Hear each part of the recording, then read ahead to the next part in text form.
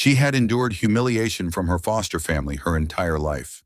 On Christmas Day, they kicked her out into a blizzard and called her a failure. But a few minutes later, the roar of an engine could be heard, and a Rolls-Royce appeared in front of the house. Subscribe to the channel and write in the comments which country you are from. It is important for us to know where our stories are being watched from. From the outside, the Whitmore estate looked like a postcard come to life. Strings of white lights had already been wrapped around the wrought iron gates weeks before Christmas, glowing against the snow that clung to the edges of the driveway. The house itself rose behind the hedges in solemn grandeur. 3 stories of pale stone, its windows framed by garlands, its roofline crowned with twinkling icicles that never melted because they weren't real. Every year, the town's glossy magazine devoted a photo spread to the Whitmore holiday display, calling it the crown jewel of the season. People drove past just to slow down and take pictures. They whispered in admiration of the family that lived there, the dynasty that had ruled the county's courts and businesses for generations. To them, the Whitmores were an emblem of class and grace. But inside those walls, where the smell of pine and cinnamon was manufactured rather than lived, warmth was an idea that never truly existed. Naomi had lived in that house since she was 7. Her earliest memory of the estate was not of glittering lights or grand staircases, but of silence. Not the peaceful, comforting silence of a home at rest, but a kind of deliberate stillness, heavy and watchful, as though the walls themselves had been instructed not to welcome her. When the church had brought her to the Whitmores after the accident that killed her mother, she had clutched a small backpack with all her belongings. A photo of her mother at a piano recital, a scarf with frayed edges, a notebook filled with childish drawings. She remembered walking into the marble foyer and feeling her heart shrink. It was not awe that filled her, but the sudden realization that whatever kindness had brought her here had already reached its limit. Mrs. Whitmore had leaned down that day, her perfume sharp, her smile precise. "You'll have a room upstairs, Naomi. A bed of your own, a closet for your clothes. You'll be safe here. Do you understand?" Naomi had nodded, her throat too tight to speak. Safe. That was the word they used, but never loved. In the years that followed, she would learn that safety in the Whitmore house meant something closer to containment. She was fed, clothed, and educated at the best schools, but she was never allowed to forget she was not one of them. At the dinner table, she was given a chair, but always at the far end, away from the family portraits that loomed like judges on the walls. When she accidentally called Mrs. Whitmore Mom one night after scraping her knee, the woman had stiffened and said gently but firmly, "No, Naomi, that's not appropriate. You may call me Mrs. Whitmore." She never made that mistake again. The Whitmores had 2 biological children. Charlotte, 2 years older than Naomi, was porcelain perfection with golden hair and the kind of face photographers adored. Every year she appeared on the cover of the county lifestyle magazine in pastel dresses, smiling as though the world had been made for her. Then there was James, 4 years older, already groomed to inherit his father's law firm. He wore blazers to family dinners and spoke in rehearsed tones that sounded more like verdicts than conversations. They treated Naomi with a mix of condescension and mockery, as though she were a family pet that occasionally stood upright and asked for dignity. At school, Naomi excelled in silence. She earned grades that outshone Charlotte's, wrote essays praised by teachers, solved equations that left classmates staring. But whenever an award ceremony came, Mrs. Whitmore would remind her, "Don't draw too much attention, dear. It reflects poorly if people think we're showing off." When Charlotte won a minor debate prize, the whole family attended the banquet. When Naomi was invited to present at a science fair in the state capitol, they sent the driver with a curt note, "Do well, make us proud quietly." It was the Whitmore way, perfection displayed when it came from them, invisibility enforced when it came from her. One winter evening, when Naomi was 14, she overheard James speaking to a friend in the den. He didn't realize she was listening from the hallway, clutching a tray of tea she'd been asked to carry. "She should be grateful," he said, his voice dripping with superiority. "Can you imagine where she'd be if we hadn't taken her? She'd probably be in some shelter. She owes us everything." The friend chuckled. "And what do you get out of it?" James smirked. A badge of honor. People love a redemption story. Father says it plays well in court. Shows we're inclusive. Naomi had set the tray down with trembling hands and gone upstairs before anyone saw the tears in her eyes. That was the night she stopped wondering if she would ever belong. The years marched on, each holiday a repeat of the last. Christmas in the Whitmore house was a performance, choirs singing at the door, clergy invited to bless the family, governors making appearances for photographs. Naomi always worked behind the scenes, arranging ornaments, polishing silver, wrapping gifts. When the cameras clicked, Charlotte was in the center. James stood tall. Mr. and Mrs. Whitmore smiled with practiced pride. Naomi was either cropped out of the frame or placed strategically in the background, holding a tray or carrying decorations. She used to imagine what it would be like to wake up on Christmas morning and find a stocking with her name on it by the fireplace. But year after year, the stockings were labeled Charlotte, James, Mother, Father. Her corner of the mantel remained bare, and yet Naomi survived. She endured. She grew stronger in silence.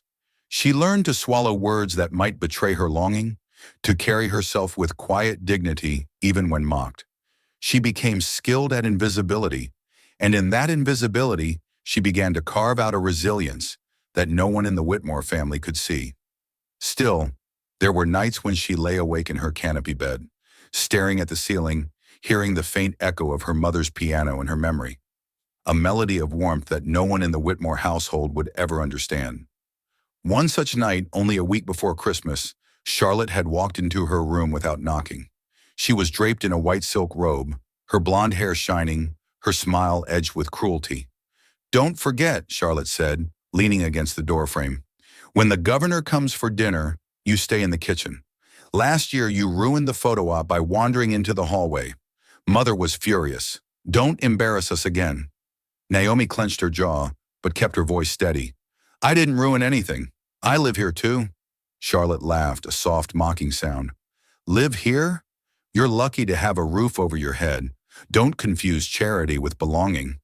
Naomi's hands trembled at her sides, but she did not answer. Charlotte smirked, satisfied with the silence, and swept out of the room. When the door clicked shut, Naomi whispered into the empty air, "One day you'll see me. One day I won't be invisible." The snow fell outside that night, covering the estate in white silence. Inside, the Whitmore family rehearsed carols for the church service, their voices rising in hollow harmony. Naomi sat at her desk, looking out at the frosted world, her heart beating with the quiet defiance of someone who had spent her whole life waiting for the moment to finally break free. And though she did not yet know it, that moment was approaching. The house where warmth never lived was about to become the stage for a reckoning no one in the Whitmore family could ever anticipate. The Whitmore estate had always treated Christmas like a stage play. Every detail rehearsed, every gesture carefully scripted for the eyes of the outside world. This year was no different. By the second week of December, the house was alive with staff florists carrying armfuls of white lilies and poinsettias, chefs bustling in and out of the kitchen, decorators scaling ladders to wrap the banisters in velvet ribbons. Even the air seemed controlled, heavy with the artificial scent of cinnamon and pine that seeped from hidden diffusers placed in every hallway. Naomi watched the spectacle from the corner of the grand hall, her hands dusted with glitter from the ornaments she had been told to hang on the lower branches of the towering Christmas tree. The tree itself stood like a monument to extravagance, nearly 15 feet tall, imported from Vermont, and set in the center of the marble foyer.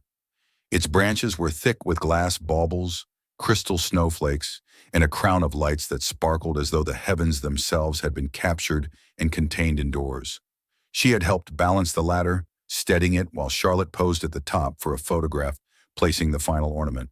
The moment was captured by the family photographer, who would later crop Naomi out of the frame. "Don't put the red ornaments too close to the silver," Mrs. Whitmore instructed. Her tone clipped as she gestured with a glass of wine in hand. "It cheapens the look. We want elegance, not chaos." "Yes, Mrs. Whitmore," Naomi replied softly, adjusting the decorations. A small boy, the son of one of the caterers, peeked around the corner and watched her work with wide eyes. "That's the biggest tree I've ever seen," he whispered. Naomi smiled faintly, crouching to his level. "It is," she said, her voice gentle. "But sometimes the biggest things don't feel the warmest." Before the boy could ask what she meant, his mother hurried over and pulled him away, apologizing profusely to Mrs. Whitmore, who pretended not to hear. By evening, the house glittered with the illusion of festivity. Strings of golden lights illuminated the windows, and a choir from the local church arrived to rehearse carols for the Christmas Eve gala. Outside, the snow fell steadily, blanketing the driveway where valets would soon park the cars of governors, pastors, and high society donors. Inside, however, the tension that Naomi had known her whole life thickened with every passing hour. She carried trays of crystal glasses from the kitchen to the dining room, where a long oak table had been set for 24 guests.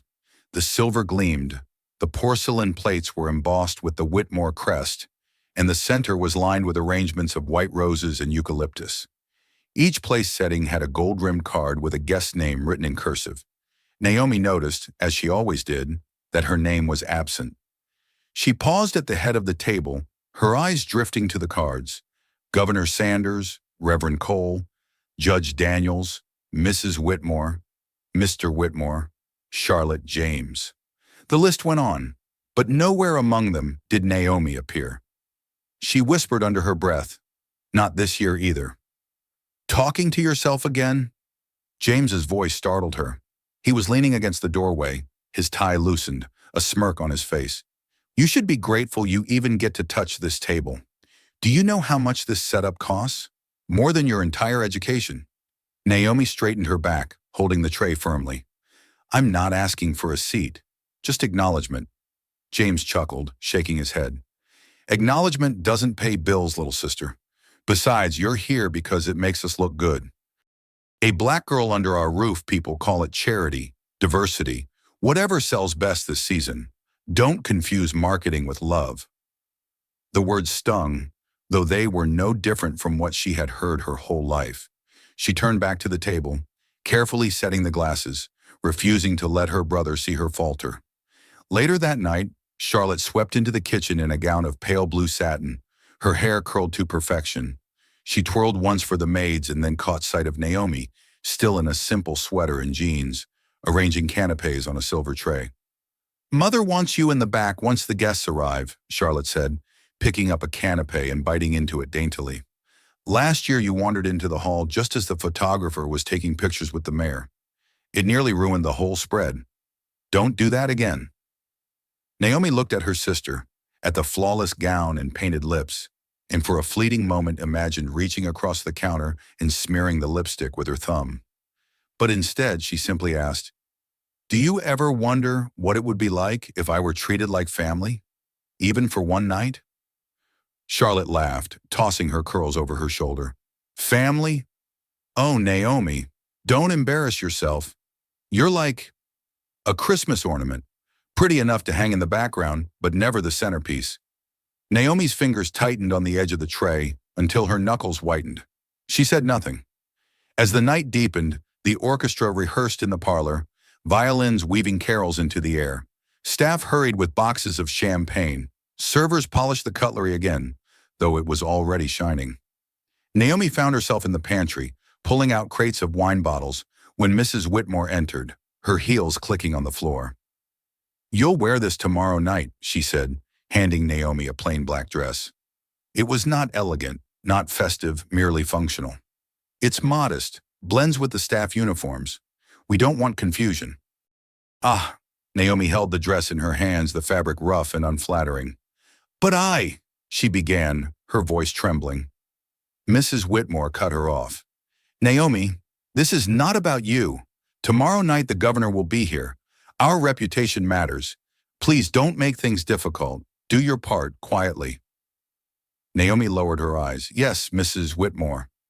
When Mrs. Whitmore left, Naomi pressed the dress against her chest, fighting the rising lump in her throat. She remembered the Christmases of her childhood before the accident, her mother's laughter as they decorated a small secondhand tree, the warmth of hot chocolate in chipped mugs, the sound of carols played on the piano with fingers that sometimes missed the right notes but never missed the joy. That warmth had been real, Everything in the Whitmore house was only a mask. She returned to her room that night with the black dress folded over her arm. She placed it on the bed and sat beside it, staring at the fabric as though it were a symbol of all the years she had spent invisible. Her phone buzzed. It was a message from Morgan, her husband, the only person who truly saw her. "Still want to go through with this?" His text read. Naomi stared at the screen, her reflection in the glass blurred by the faint light of the lamp. She thought of the guests arriving tomorrow, the laughter, the toasts, the endless photographs where she would be hidden or excluded. She thought of the snow outside, of the silence in her chest, of the years she had survived by biting her tongue. Her fingers moved slowly, deliberately. "Yes," she typed. "Let them show their true faces." She set the phone down and lay back against the pillows, staring at the ceiling. For the first time in years, she didn't feel like crying. She felt ready.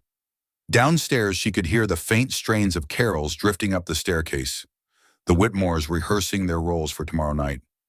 She closed her eyes, clutching the blanket.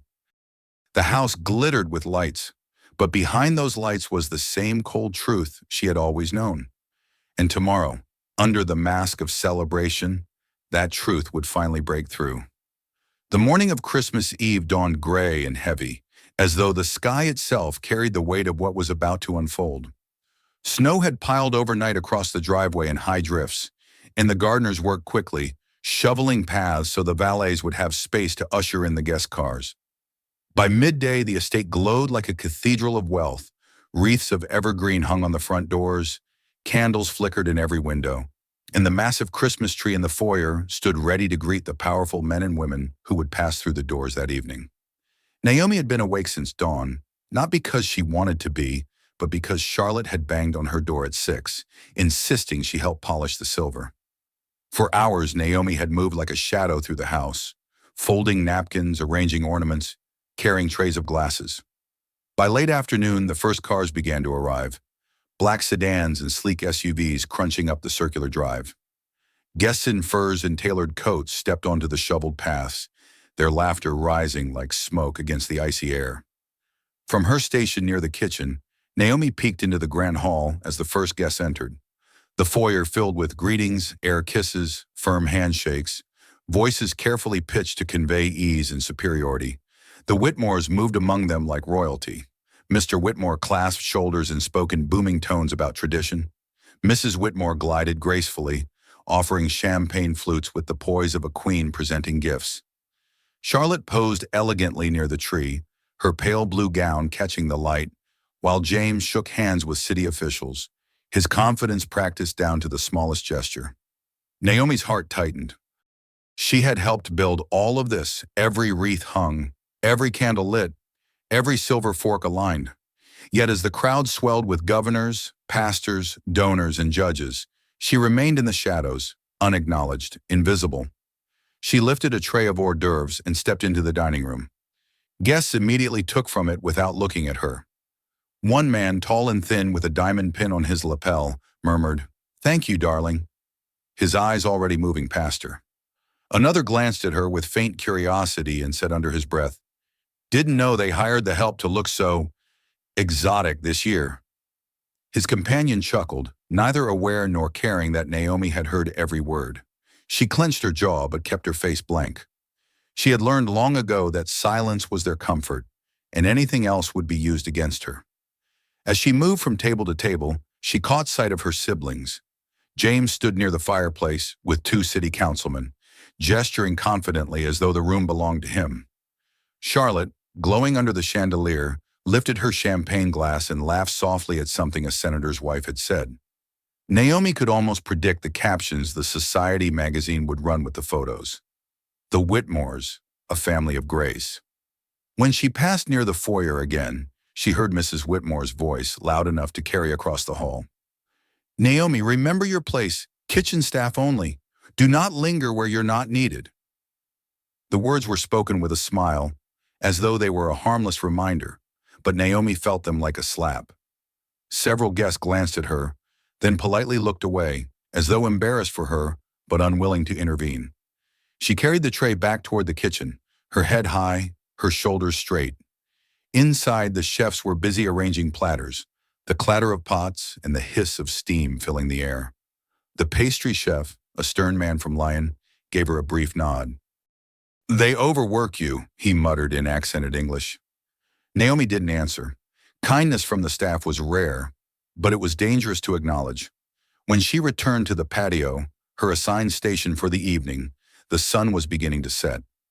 Golden light poured through the tall windows, casting long shadows across the marble floor. The air was filled with the strains of a string quartet, soft music weaving through the murmur of conversation. Guests moved gracefully from room to room, sipping champagne, laughing in those low, practiced tones of people used to being watched. Naomi stood near the edge of the patio, her hands folded neatly before her, waiting for her signal. From where she stood, she could see her entire family in their roles, polished and untouchable. Her father raising a glass, her mother nodding graciously, Charlotte glowing under attention, James speaking as if the world would always listen.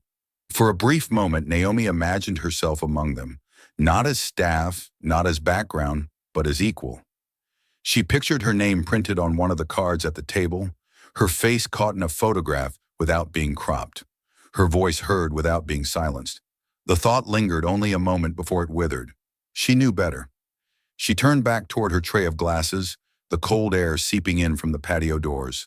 The snow outside glittered under the lights, falling silently on the manicured hedges. Naomi's reflection wavered faintly in the glass of the French doors. A woman in a plain black dress, standing still, unseen. It was Charlotte's voice that cut through the quiet, bright, and saccharine. "Don't worry," she called to a guest who had dropped a wineglass. "She's used to cleaning up after others." The laughter that followed was sharp, small, and cruel. Naomi bent down to pick up the shards, her hands shaking, the glass cutting into her skin. A bead of blood welled at the corner of her palm. She rose slowly, her face calm, her eyes steady. Around her, the laughter continued. She carried the broken glass to the catering tent, washed her hand under cold water, and wrapped it in a napkin. Her chest ached, but not with sadness anymore. Something older and deeper was stirring, something that had waited for years. Back in the hall, Judge Whitmore lifted his hand for silence. The string quartet paused, the chatter softened, and all eyes turned to him. Naomi froze where she stood, sensing the weight of his gaze. "We'd like to do something symbolic," he announced, his voice ringing with authority. "A gesture of reflection on history. What do you say, Naomi? Up for a little performance?" Before she could respond, two young attendants stepped forward, taking her gently by the arms. She didn't resist. She didn't speak. They led her toward the fountain, where a decorative column stood. Guests murmured with curiosity, some chuckling. Naomi's heart pounded, but her face remained composed. She felt the silk rope being tied around her wrists, binding her to the column. Laughter flickered again through the crowd.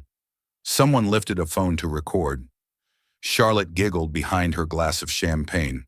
Naomi raised her chin and stared toward the horizon beyond the windows. The air was heavy with the cruelty of performance.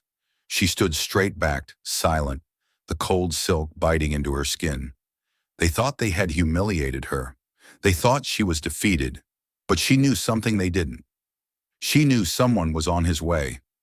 And as the first low growl of an engine echoed through the drive, cutting through the laughter, Naomi felt her pulse steady. The storm she had been waiting for was about to arrive. The air inside the Whitmore estate that night was warm with candlelight and perfumed with cedar and spice. But for Naomi, it had never felt colder. The silk rope pressed against her wrists as she stood bound to the decorative column beside the fountain, her back straight, her chin high. The guests' laughter rang in her ears like bells sharpened into blades. Some murmured that it was just a joke, a symbolic performance, a little display of history. Others chuckled uncomfortably, glancing at one another as if unsure whether to join in or to turn away. Naomi's eyes fixed on the horizon beyond the windows, refusing to look at the smirking faces around her. Every second of her life in this house seemed to culminate in this moment. The whispered slights, the corrections, the cropping out of photographs, the stay in the kitchen orders, the endless reminders that she was not truly one of them. And now, in front of governors and judges, she had become an exhibit, a lesson, a joke. Charlotte raised her glass delicately, her voice dripping with false affection. "Oh, don't look so serious, Naomi. It's only tradition. Consider it. Family theater." Her giggle that followed was like shattered glass. A few guests laughed softly, trying to keep the atmosphere light.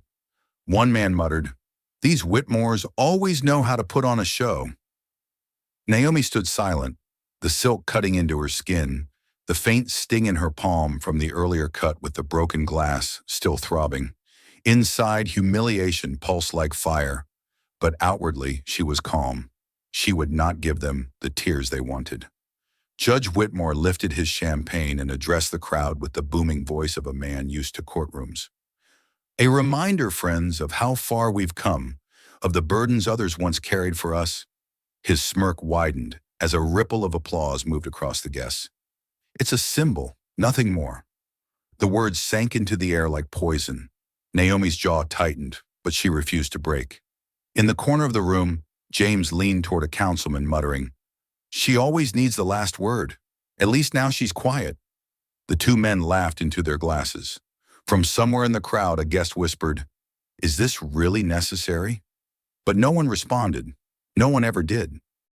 The violinists shifted uneasily, their bows still. The silence in the hall thickened until Charlotte broke it with another mocking laugh. "Don't worry, Naomi. You always wanted attention. Now you have it." The crowd chuckled again, though this time the sound was thinner, strained. Naomi could feel their unease, the way cruelty, when exposed too brightly, revealed its own ugliness. Still, no one stopped it. The cold seeped in from the open patio doors, and Naomi shivered in her thin black dress. The silk rope dug deeper into her skin.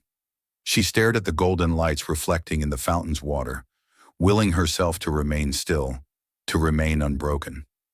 Mrs. Whitmore's voice cut the air with a veneer of grace. "Don't be dramatic, Naomi. You should be proud. You're part of something greater than yourself." Her words were smooth, practiced, the same tone she used when praising herself at church luncheons.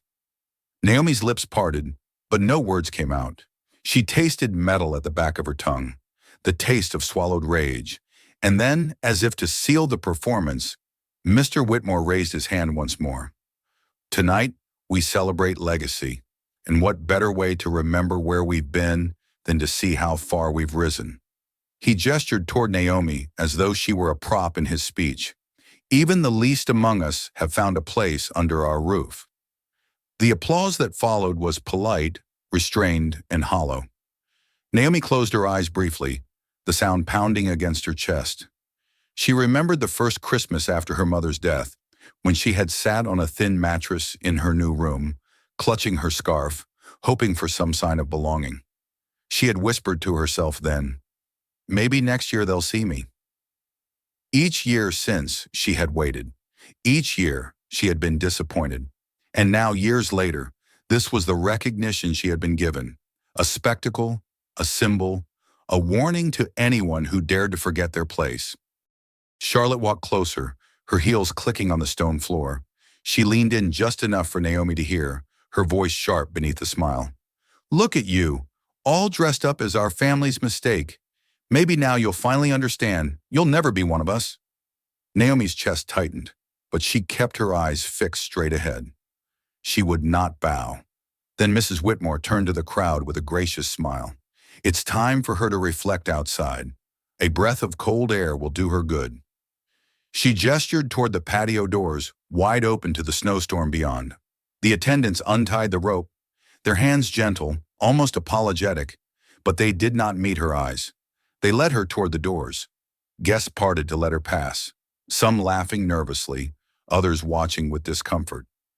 A few raised their phones, capturing the moment. The blast of icy wind hit her like knives as she stepped outside. Snow whipped around her face, her arms bare, her feet in thin slippers sinking into the drifts. The doors closed behind her with a heavy thud, shutting her out. She stood on the stone patio, the snow swirling in blinding sheets, the lights of the house glowing behind her like a cruel beacon. Through the windows she could see the guests returning to their laughter, their drinks, their music. Charlotte lifted her glass again, smiling for a photographer. James leaned casually against the mantel, his smirk unfading. Naomi hugged her arms around herself, her breath visible in the freezing air. The wind tore at her dress, her skin stung with frost. Every nerve screamed with humiliation, but inside a strange calm spread through her chest. She was not crying.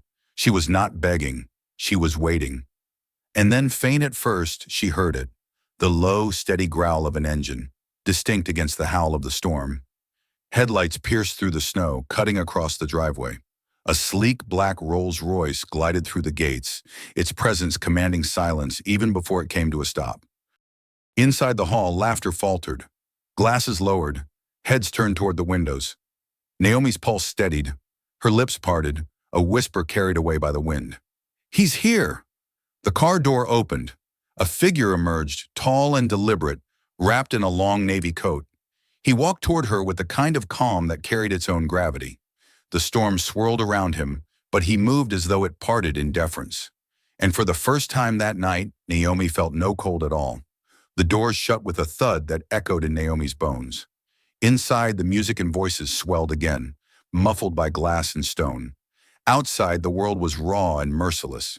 Snow swirled in wild, uneven gusts, spinning into her hair, clinging to her lashes, biting into her skin with every flake that melted and froze again. Her thin black dress offered no protection. The silk sleeves clung wetly to her arms, the hem stiffening with frost. Her slippers were already soaked through, her toes burning with cold. She wrapped her arms tight around herself, her body instinctively trying to conserve warmth, but her back remained straight. She refused to curl in on herself, refused to look broken. If they peered through the windows, she wanted them to see a woman standing, not crumbling. The patio stretched before her, its stone surface glazed with ice, the snow drifting across it in waves like restless ghosts. The estate's carefully trimmed hedges were now buried under heaps of white, only the tips of their branches still visible. Above, the sky was a swirling chaos of gray and black, the moon hidden, the stars swallowed. Naomi's breath came in clouds, short and uneven, her chest tight. Each inhale was like inhaling knives. She closed her eyes and let the cold pierce her. It carried memories with it, sharp and unbidden. She saw herself at 7 years old, clutching her mother's scarf as she first entered this house, shivering though the foyer had been warm. She saw Charlotte at 12, laughing at her hair after Mrs. Whitmore insisted it be chemically straightened. She saw James smirking as he whispered to friends, "She's not really one of us." She heard Mrs. Whitmore's polished voice correcting her every time she tried to call her Mom. And then tonight, the laughter, the rope, the spectacle. Her throat tightened, but she did not cry. Tears would freeze before they reached her chin. She whispered into the storm, her words torn away by the wind. "You don't get the last word. Not tonight."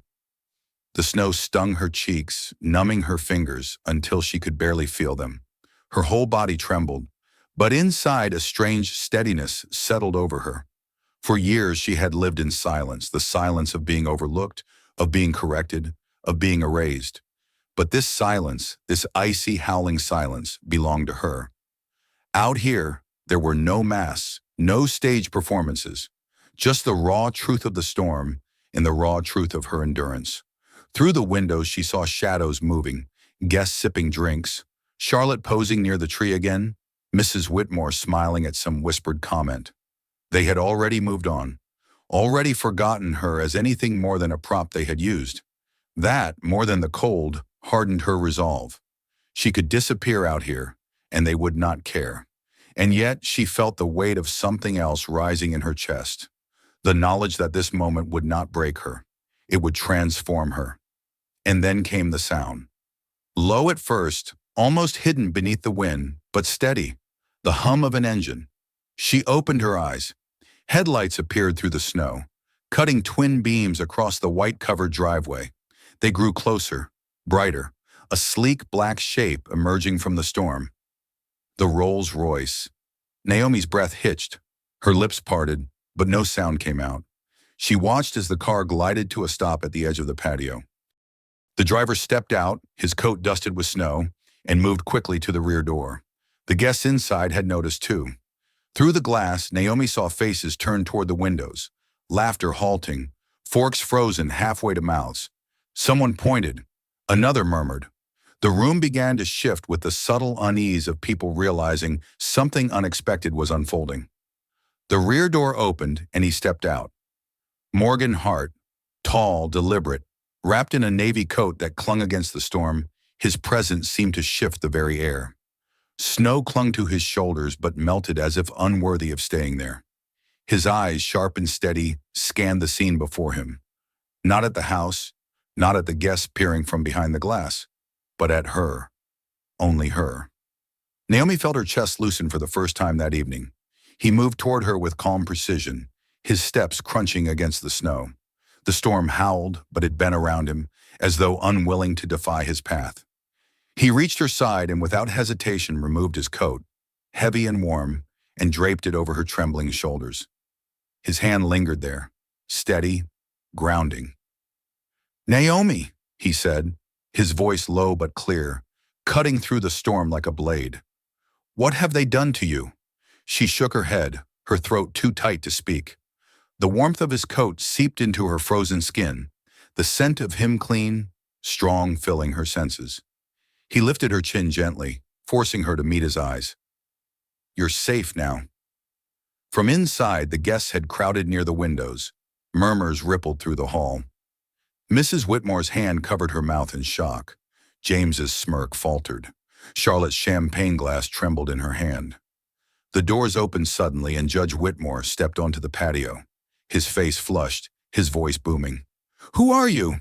This is a private—" Morgan turned his head slowly, his expression unreadable, but his gaze sharp enough to cut. "Private?" His voice was calm, almost quiet, but it carried like thunder. "You call this a private celebration while you tie a woman to a post and throw her into the snow?" The judge faltered, his mouth opening, then closing. The storm filled the silence between them. Morgan stepped closer, keeping Naomi's hand firmly in his. "This woman is my wife." Gasps erupted from the guests inside. Some pressed closer to the windows, others turned away in shame. Mrs. Whitmore staggered backward, her carefully composed face cracking with disbelief. Charlotte muttered, "Impossible," under her breath, but the fear in her eyes betrayed her. Naomi stood tall now, wrapped in Morgan's coat, his hand steady around hers. For the first time in her life, she was not alone. She was no longer the invisible girl at the edge of the photograph. She was seen, and she was claimed, not as property, but as equal, as beloved. Morgan's voice rang out again, louder this time, directed at the house itself. "Every guest here will remember this night. They will remember how you treated her, and they will know the truth. This ends now." The storm howled louder, as if agreeing with him.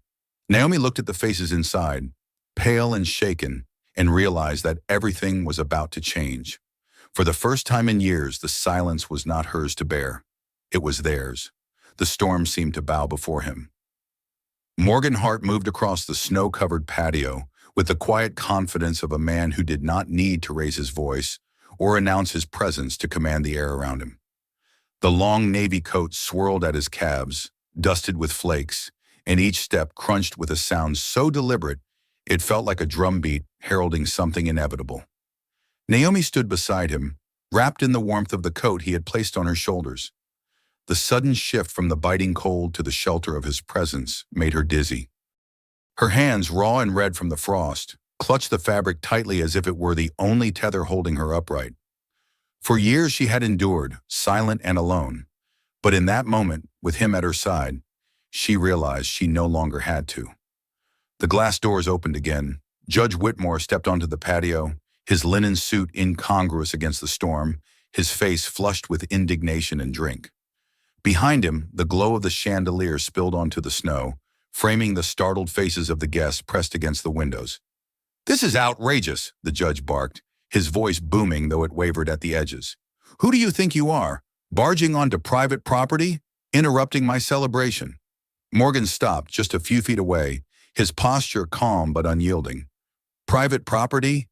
His voice was soft, but it carried over the storm like iron wrapped in silk. "You call this private property while you tie a woman to a column and throw her into the snow?" The judge stiffened, his eyes narrowing. It was a symbolic gesture, a performance. Nothing more. Don't presume to lecture me about tradition. Morgan tilted his head slightly, his gaze sharpening. Tradition? You humiliated my wife in front of a room full of strangers and called it tradition? Gasps echoed from inside as the word sank in. Wife. Naomi felt the shift immediately. Every face behind the glass changed. Shock, disbelief, dawning realization. Mrs. Whitmore's hand shot to her throat, her eyes wide with horror. Charlotte's champagne glass slipped from her fingers and shattered on the floor, though she did not seem to notice. James muttered something to the councilman beside him, but his confident smirk had drained from his face. The judge blinked, momentarily thrown off balance. Your wife? Morgan stepped closer, taking Naomi's hand in his, lifting it gently as though to prove she was no longer invisible. Yes, this woman is Naomi Hart, my wife, my partner. The only reason she stood in your house tonight is because she allowed you to keep it. The judge's lips parted, but no words came.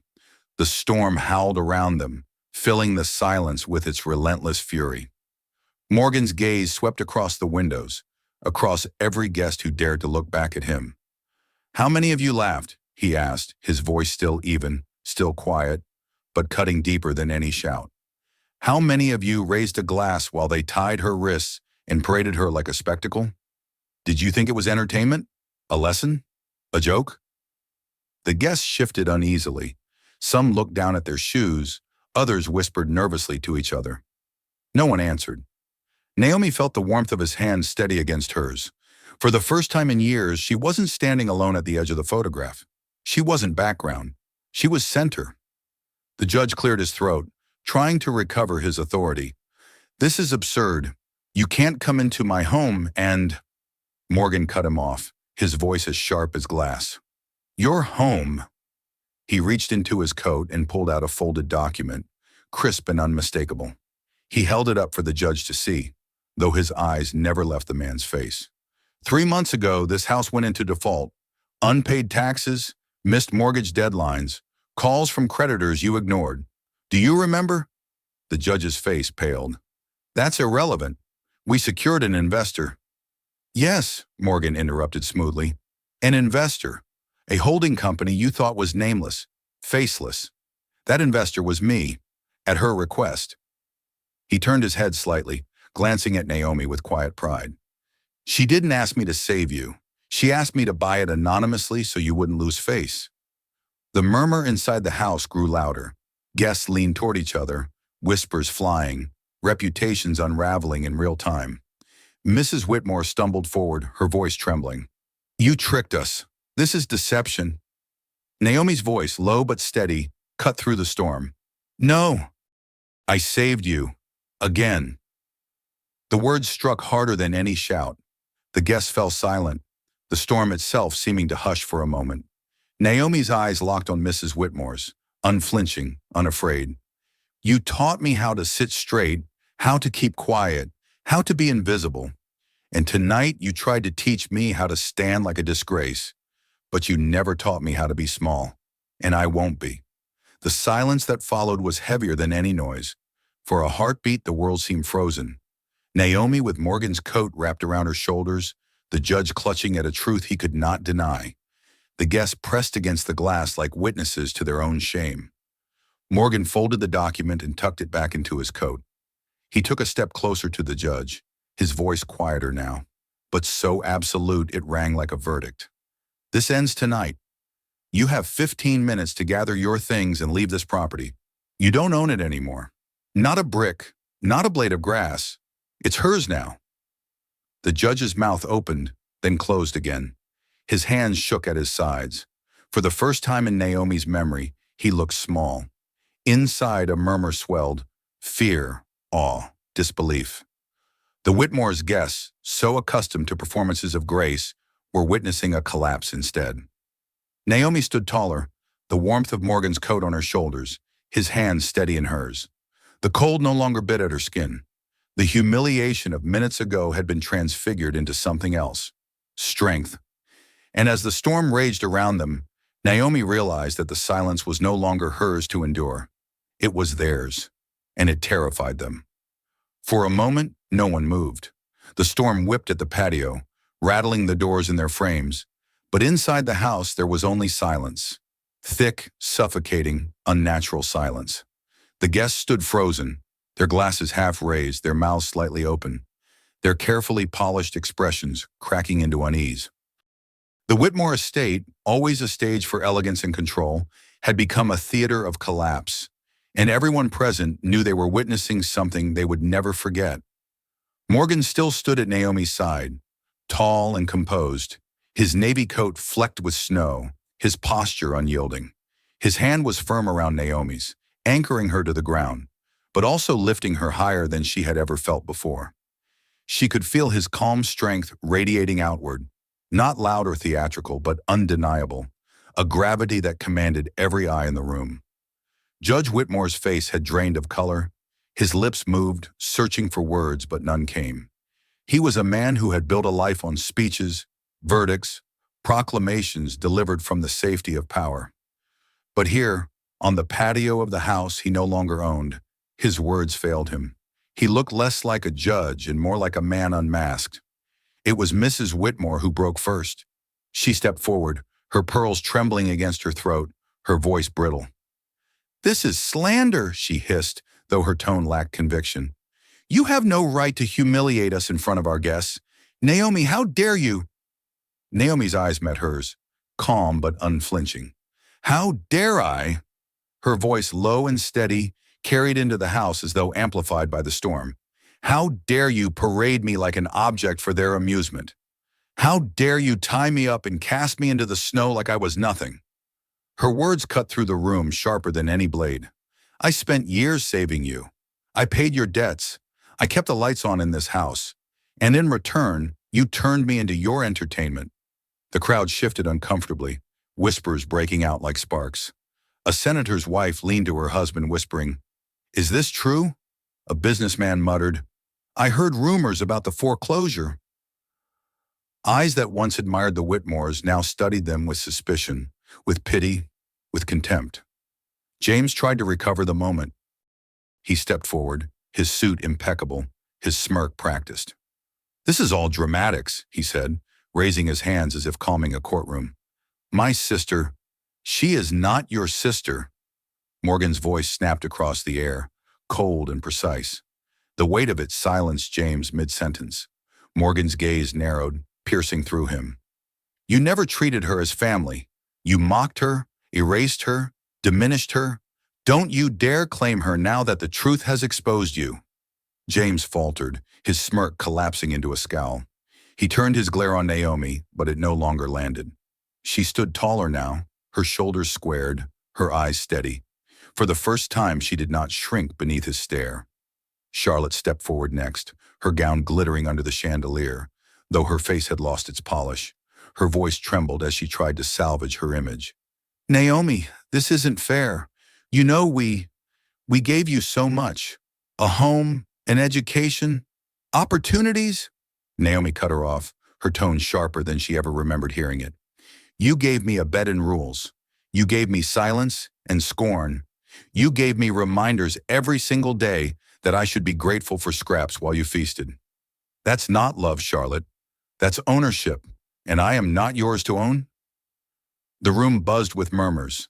A photographer lowered his camera, unwilling to capture Charlotte's trembling hands. A councilman stepped back from James, distancing himself as though the stench of scandal clung to the family like smoke.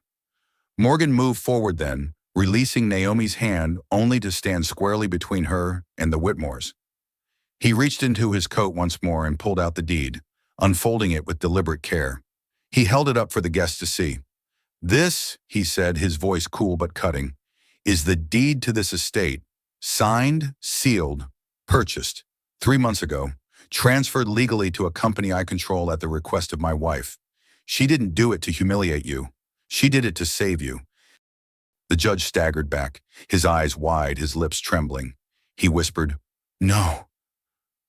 But the paper in Morgan's hand said otherwise. Morgan turned to the guests, his gaze sweeping across the sea of pale, shaken faces. Every one of you should know what you witnessed tonight. You laughed while a woman was tied and paraded like an animal. You raised your glasses while she was cast into the snow. And you did it in the name of the Whitmores, a family who would be bankrupt if not for her sacrifices. That is the legacy you celebrate. The silence was unbearable. No one clapped. No one dared to argue. Even the quartet in the corner held their instruments still, as though afraid to breathe. Naomi stepped forward then, no longer content to stand behind Morgan. She stood beside him, her chin high, the coat still draped over her shoulders. She looked directly at her parents, her voice trembling, not with fear but with power. I am not your symbol. I am not your charity project. I am not your servant. I am Naomi Hart, and tonight I am done being silent. Her words echoed, reverberating in the vaulted ceilings of the hall, carried on the storm that beat against the windows. For the first time in her life, the silence belonged to them, to her parents, to Charlotte, to James, to every guest who had laughed or looked away. Mrs. Whitmore's eyes glistened with unshed tears, but no apology came. James clenched his jaw, fist tightening at his sides. Charlotte opened her mouth, then closed it, her lips quivering. Judge Whitmore's shoulders slumped, his power collapsing beneath the weight of truth. Morgan reached for Naomi's hand again, threading his fingers through hers. His voice softened as he looked at her, but it carried through the room nonetheless. You don't owe them anything, not anymore. Naomi exhaled, her breath steady, her heart lighter than it had been in years. She looked at the faces of her so-called family, then at the sea of strangers who had been complicit in her humiliation. And for the first time, she didn't feel small. She felt infinite. The storm raged on outside. But inside the Whitmore estate, the reign of silence had ended. The room did not breathe.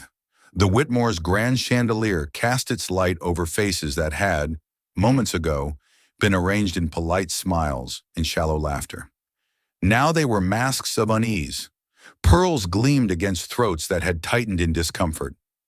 Hands that once raised champagne flutes in celebration now held them awkwardly, unsure whether to sip or to set them down. Naomi stood at Morgan's side, her shoulders squared, his coat heavy and warm around her. The silence pressed down like a sentence that no one dared interrupt. It was Morgan who moved first, stepping forward into the center of the hall, the folded deed in his hand. He unfolded it slowly, deliberately, the paper crackling in the hush. His voice was steady, calm, but every syllable struck with precision. 3 months ago, he began, his eyes on the guests rather than the family. This house stood on the edge of foreclosure. Debts unpaid, mortgages missed, creditors circling.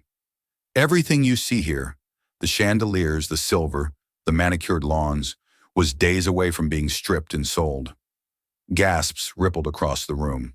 Some guests glanced at one another in disbelief. Others leaned forward, hungry for more.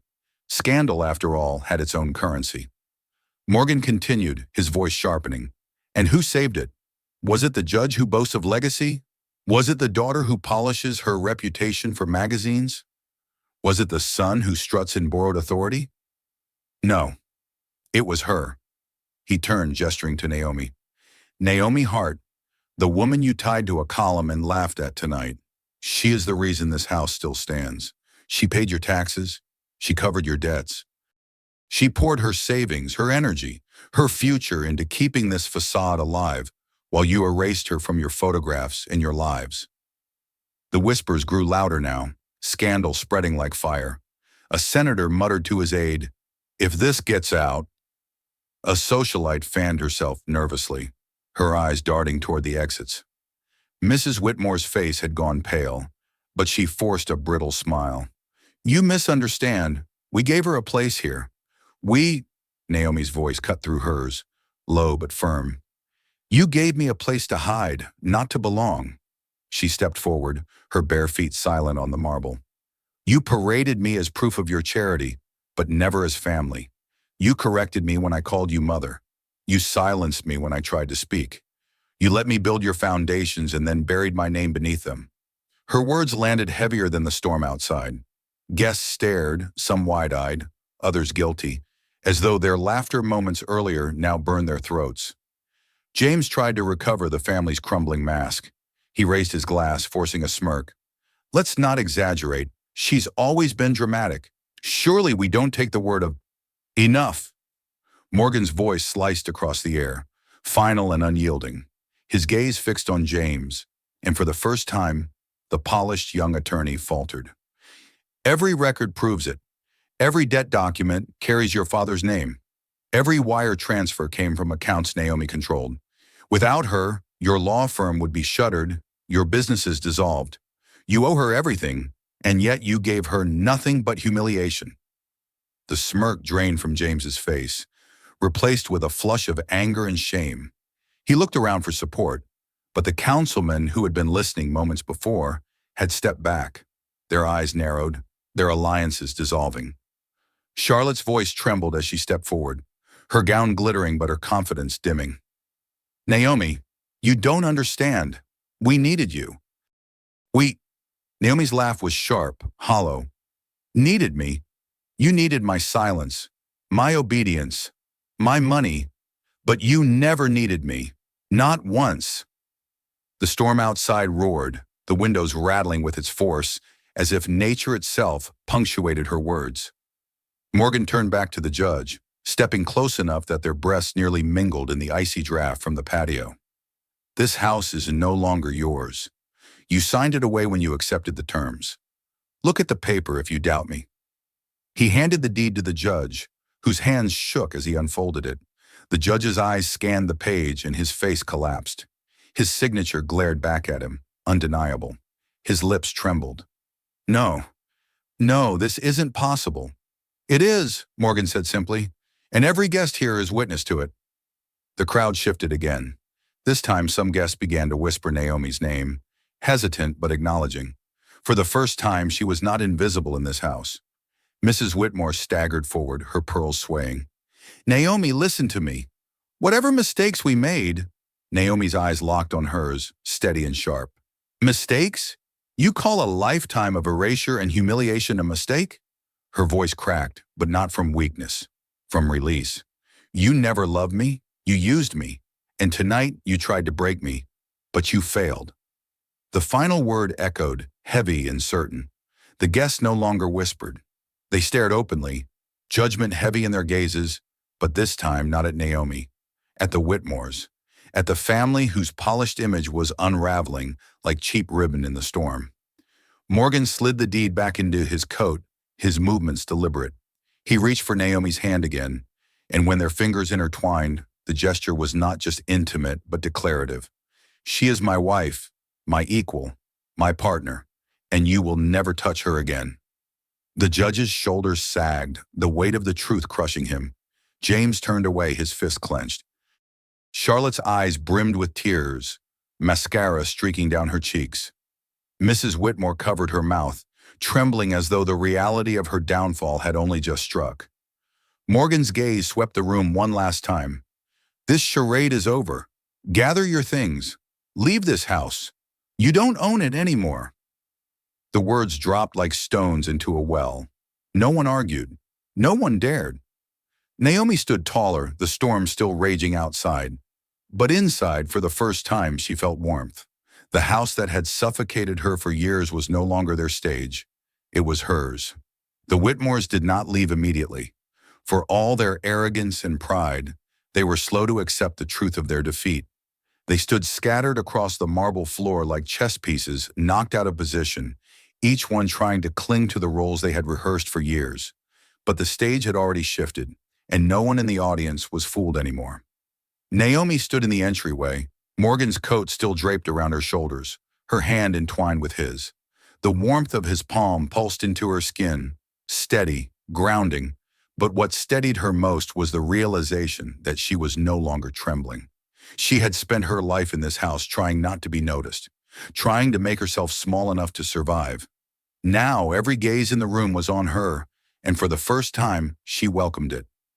Mrs. Whitmore was the first to break the silence. She took a tentative step forward, her diamonds flashing under the chandelier, her smile brittle, desperate. Naomi, listen to me. We were wrong, yes, but surely you don't intend to. To what? Naomi's voice, calm but edged with steel, cut across the hall. To forgive you? To let this moment pass so you can pretend it never happened? You tied me to a column and laughed while strangers took pictures? You pushed me into the snow as if I were nothing? And you expect me to, what? Offer you absolution? Mrs. Whitmore flinched as though struck. Her mouth opened, then closed again, the words she had relied on her whole life failing her. Charlotte stepped forward next, tears streaking her makeup, her gown shimmering like a costume that no longer fit the scene. Naomi, please. We're family. We… Family. Naomi's laugh was sharp, bitter, and it rang through the room. Family doesn't erase you from photographs. Family doesn't correct you every time you try to call them mother or father. Family doesn't tie you up for sport. You were never my family. You were my captors. Charlotte's lips trembled. She looked down at the marble, unable to hold Naomi's gaze. James, however, still clung to arrogance. He squared his shoulders, adjusting his cufflinks with the practiced calm of a man who thought he could still control the narrative. All right, he said coldly. You've had your spectacle. You've embarrassed us in front of half the state. But don't think this changes who we are. We're Whitmores. This house, this name, this legacy, it means something. Morgan stepped forward, his presence towering, his voice low but devastating. He's right about one thing. The Whitmore name does mean something. Tonight it means hypocrisy, it means cruelty, it means failure, and every person here will remember that long after they forget your titles. The guests shifted, some nodding subtly, others whispering in agreement. James's face reddened, his composure cracking. Naomi drew in a breath and let it out slowly. Her voice, when it came, was steady. This house was my prison. I scrubbed its floors. I polished its silver. I stood in the shadows while you smiled for cameras. I was invisible in my own home. But tonight, everything has changed. This house no longer belongs to you. It belongs to me. The words landed with the weight of a verdict.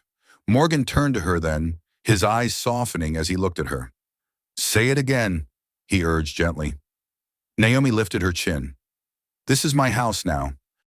The chandelier seemed to flicker with the force of it. The guests, who had once looked past her without a second thought, now stared at her with something new in their eyes, recognition. For the first time, they saw her not as a background figure, not as the Whitmore's charity case, but as the woman who had carried the weight of their legacy on her shoulders and was now free of it. Judge Whitmore's voice cracked as he tried one last time to salvage his authority. Naomi, you don't understand. Reputation, politics, you'll destroy us. Naomi met his eyes, calm and unyielding. You destroyed yourselves. All I did was stop covering the cracks.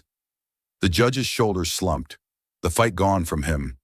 He looked smaller than she had ever seen him, his linen suit wrinkled, his eyes hollow. He had once been the towering figure in every room, commanding obedience with a glance. Now he looked like a man stripped of his mask.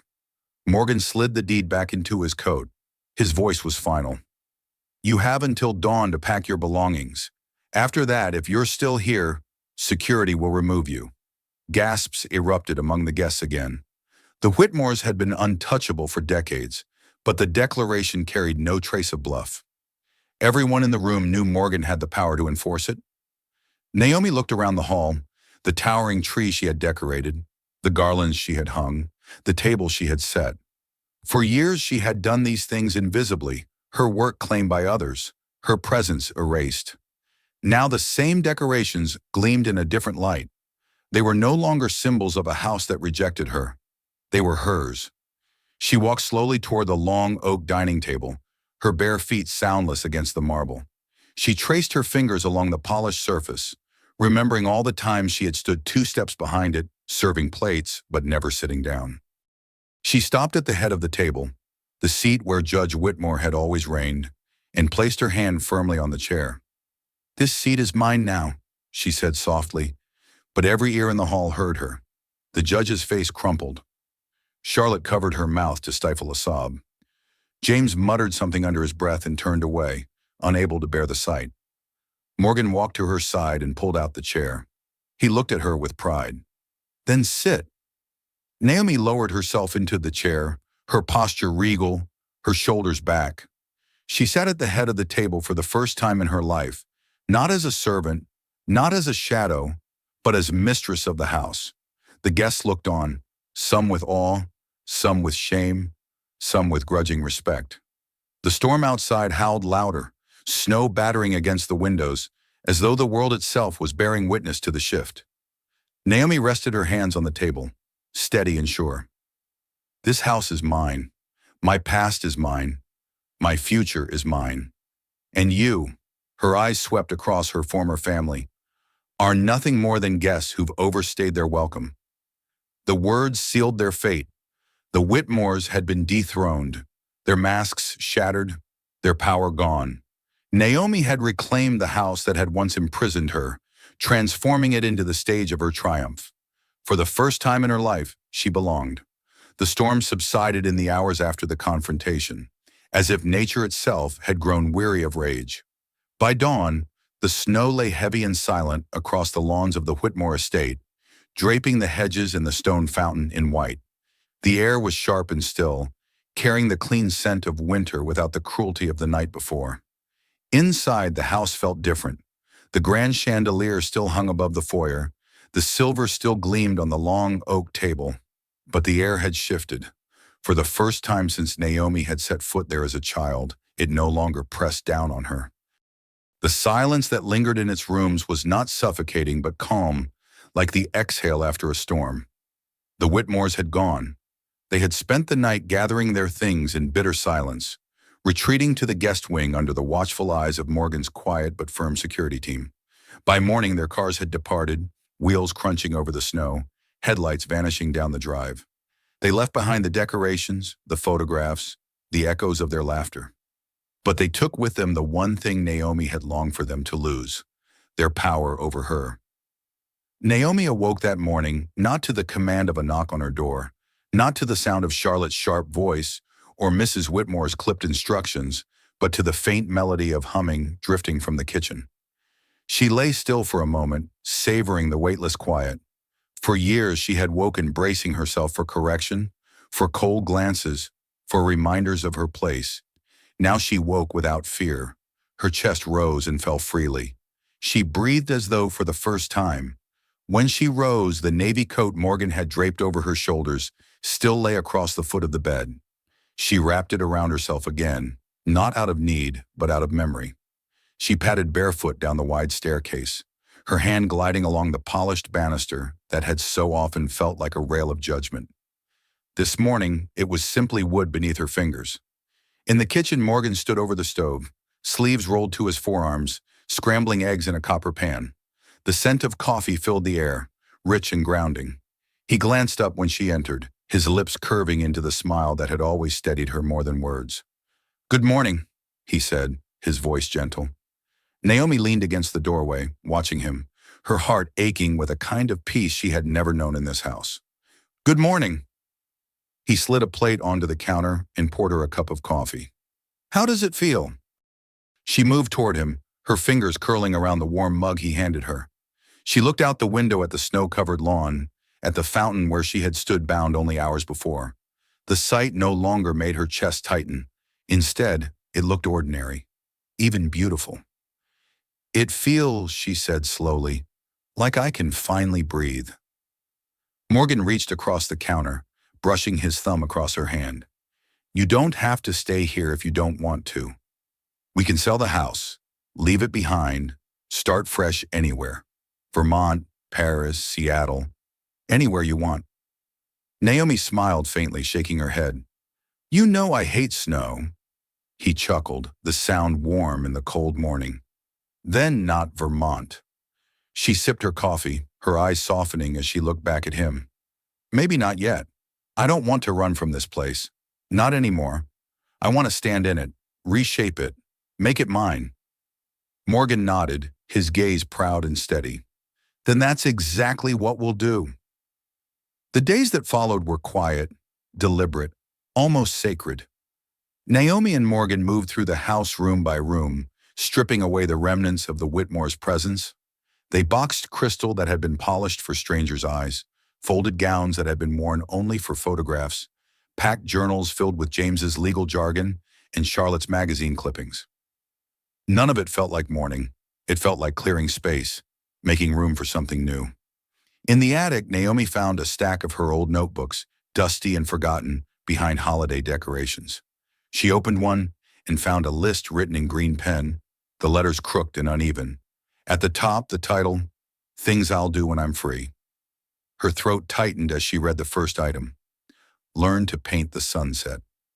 Morgan leaned over her shoulder, his breath warm against her ear. "Then we'll buy paints today." And they did. They turned the old study, once lined with the judge's leather-bound law journals, into an art room. Morgan built shelves, and Naomi filled them with brushes, jars of color, and canvases that smelled of promise. The first thing she painted was not a sunset, but the view from the back patio. The garden without the column, the fountain quiet, the snow melting into patches of earth beneath a clear winter sky. Evenings transformed too. The long oak dining table, once a stage for Whitmore's superiority, became their table. Naomi set it with candles and bread, soft music playing in the background. They ate together, laughing not because everything was perfect, but because it was finally real. One night, Morgan returned with a small key and placed it in her hand. "I bought us a cabin," he said softly. "Lakeview. No neighbors, just trees and stars. For when this house feels too heavy." Naomi stared at the key for a long time, her thumb tracing its teeth. "You're not trying to take me away from here?" "No," Morgan said gently. "I just want you to know you have choices now, not chains." Naomi pressed the key into her palm and smiled. "Then maybe I'll paint the stars there." On Christmas Eve's second night, after the house had grown quiet, Naomi wandered into the living room. The massive tree still glowed with lights, its ornaments glittering in the dim. She lowered herself onto the rug before the fireplace, Morgan sitting beside her. Together they stared at the flames, their arms brushing, their silence whole and unbroken. Naomi tilted her head against his shoulder and whispered, almost to herself, "This is the first Christmas that feels like mine." Morgan kissed her hair softly, "And everyone after."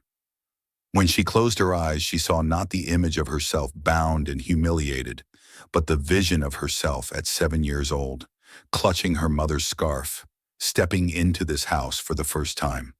If she could speak to that girl now, trembling and silent, she would kneel down and whisper, "Hold on, you're not finished. Your best chapter hasn't even begun."